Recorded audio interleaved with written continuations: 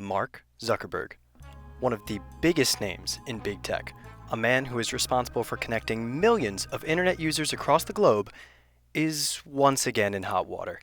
Since Facebook's inception in February of 2004, the platform has used the power of the internet and user-submitted information to create an interconnected web of consumers. As time has gone on, that web has branched out to advertisers as well. With the development of advanced algorithms and AI, it has become increasingly easier to find content and products that directly relate to the consumer's interests. To many, this is a very noble effort and one that has had a positive impact on countless numbers of people. But what if its intentions were not as ethical as one might think? And what if consumers were not consumers at all, but instead the product itself? To get the full scope of Facebook's recent ethical controversies, I feel it's important to rewind back to the beginnings of Facebook itself. Before the website was what it is today, Facebook was actually a very exclusive club. A much younger Zuckerberg originally created this platform as a way for fellow Harvard students to connect with one another. Again, this seems innocent enough, but it is Zuckerberg's attitude towards his peers that really shines a light on why Facebook has gotten into so much trouble over the years. According to Business Insider, the following conversation took place between a then 19-year-old Zuckerberg and a close friend. Yeah, so if you ever need info about anyone at Harvard, just ask.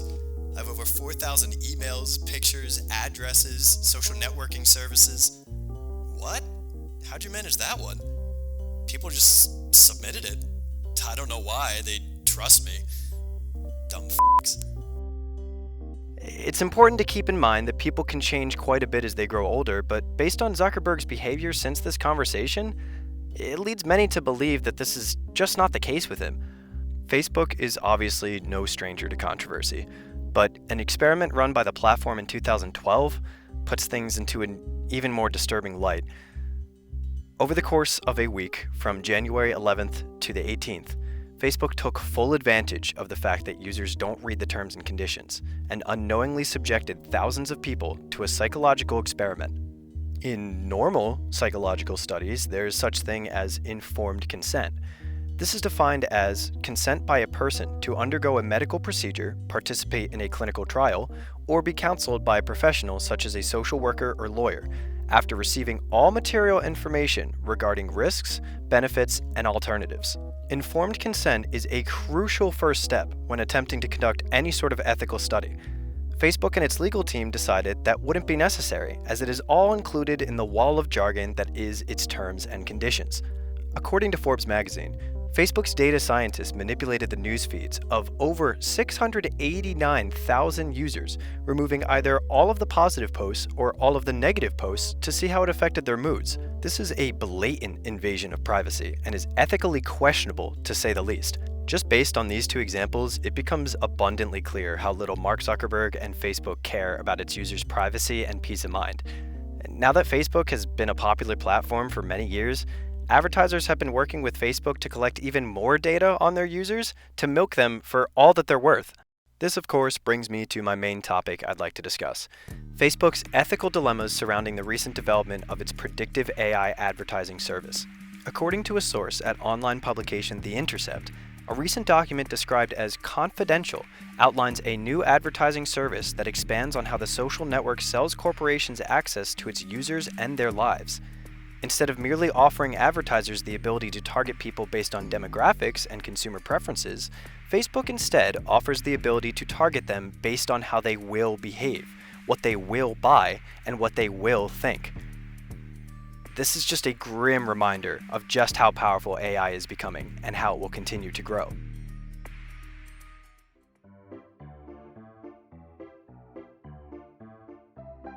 Since advertising began, creators of products have found new and effective ways of getting into consumers' heads. It's only natural for advertisers to want to know as much about their target demographic as possible to ensure that their ads will speak to consumers on a personal level. This would, in turn, lead to said consumer being more likely to buy their product. Early advertising, however, started out speaking to consumers in much more general terms. Take this early 1907 car ad, for example. If you notice, it's only speaking about the specifications of the automobile. Not once does the ad mention any sort of social impact this car would have on the consumer's life. It's short, sweet, and to the point.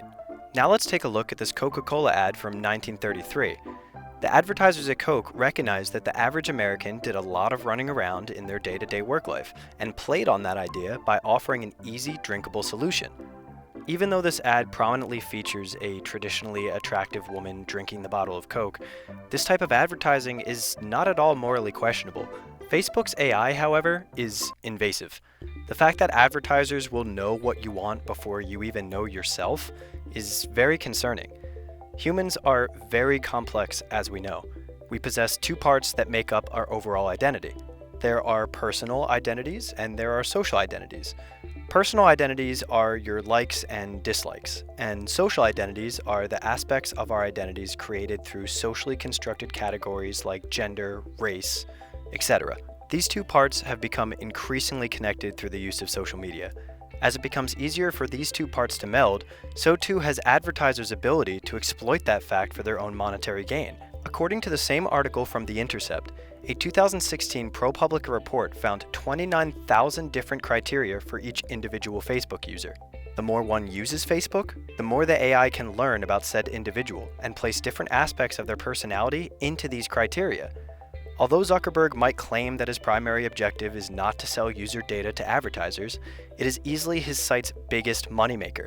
Facebook can claim it's there to help people connect all at once, but at the end of the day, helping people connect does not make Mark Zuckerberg and friends money. As of right now, this system is only being used for advertising, but according to The Intercept's team of experts, the technology might be used to manipulate users, influence elections, or strong-arm businesses. As of today, Facebook, Google, and Twitter are being subpoenaed surrounding an investigation of censorship and maintaining an illegal monopoly regarding the 2020 presidential election, as stated by Apple Insider. If these three megacorporations have the power to sway public opinion this much without the use of a highly advanced AI, imagine the potential for abuse with a computerized mind leading the effort. Zuckerberg has clearly shown over the years his indifference towards his users' privacy and trust. Social media is a tool and should be used as such. As a society, we need to make drastic changes to legislation and our own views surrounding these platforms. As we teach this AI more about ourselves, it will begin to become the teacher instead, if not properly managed by those accountable.